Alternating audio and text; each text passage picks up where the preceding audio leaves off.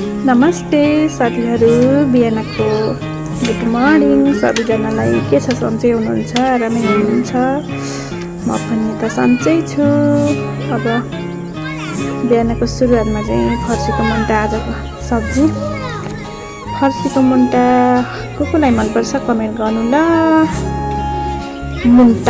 मुन्टा भन्छौँ कि हामी चाहिँ, कसैले चाहिँ मन्टा भन्छौँ, हाम्रो भाषामा चाहिँ मन्टा भन्छौँ। आफ्नो आफ्नो तरिका हुन्छ भन्ने पनि, बोल्ने पनि होइन। आफ्नो आफ्नो स्टाइल, आफ्नो आफ्नो भाषा हुन्छ साथीहरू। अनि मुन्टा चाहिँ केलाएर खाएर मैले काटेर रेडी बनाएँ पकाउनको लागि।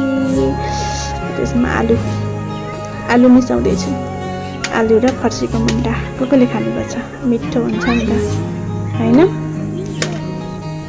अनि हामी आगो चाहिँ बाल्दैनौँ, ग्यास सल्काएँ। बिहान ग्यास कति फोहोर हो नभन्नु है साथीहरू। बिहान चिया उम्लेर सफा गर्ने, अब खाना पकाएपछि सफा गर्ने सबै भनेर के।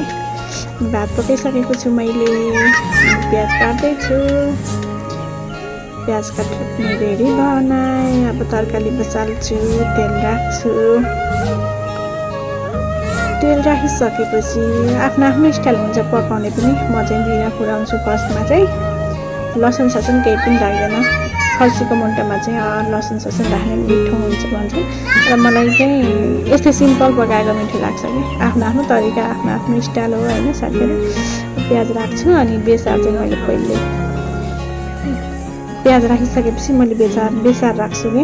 किनभने पोछ्याएर राखेको हँसको चाहिँ काँचो गन्ध आउँछ। कहिले चाहिँ अब पोछ्याएर पनि राख्नुहुन्छ, त्यही भनिसकेन मैले। आफ्नो आफ्नो स्टाइल, पकाउने पनि आफ्नो आफ्नो तरिका हुन्छ र बोल्ने पनि आफ्नो आफ्नो तरिका हुन्छ। यस्तै हो नि साथीहरू।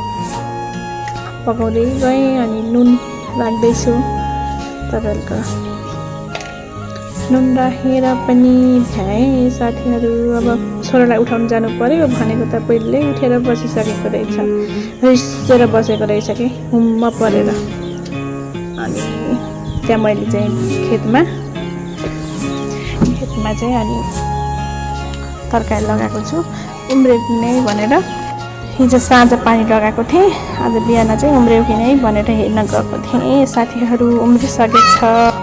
उम्रिसकेको रहेछ। कोही चाहिँ निस्किँदै रहेछ। कोही अहिले झिक्रा लगाउने बेला त भएको छैन, झिक्रा पनि छैन साथीहरू। जङ्गल गएर ल्याउन सकिँदैन, बाबु सानो छ, बाबुलाई एक्लै छोडेर जानु मिल्दैन। घरमा हेरिदिने मान्छे कोही पनि छैन साथीहरू। त्यही भएर यताउति जे भेटिन्छ त्यही लगाउनु पर्ला भनेर सोचेको छु। अनि त्यसपछि अब हेर्नुहोस्, उम्रिसकेको चाहिँ देखाएको छु। मेरो तरकारी बारी हो यो, मेरो तरकारी बारी। फलेसी खानुपर्छ ल। अनि दिउँसोको लागि चाहिँ नास्ता के खाने त, केही छैन। जलकुटहरू खानु भएन, बाहिरको चिजहरू। अनि मकै नगाउँदैछु साथीहरू मैले।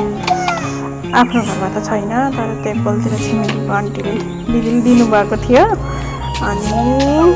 अनि त्यही भएर दिउँसोको लागि चाहिँ अहिले नै सिटी लगाउँछु भनेर कुकरमा राखेँ, रेडी पार्दैछु बसाल्नको लागि। 2 चोटि पानी हालेर पखालेँ अनि त्यसपछि पानी राखेर बसालिदिएँ साथीहरू।